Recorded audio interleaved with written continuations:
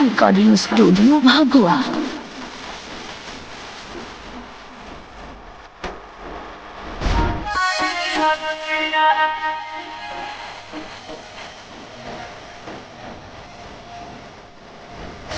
ये धानी जाने तैयारिया पेढ़िला तो पंचशील वाली साड़िया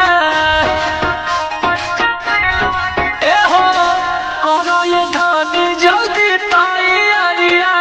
पेढ़िला तो पंचशील वाली साड़िया झुमका में पूरा मुहजात सथिया झुमका में पूरा मुहजात सथिया देखा चला रविदास जी के रचिया चला ये धानी उतारे देखा चला रविदास जी के रचिया चला ये धानी उतारे रचिया रविदास जी के रचिया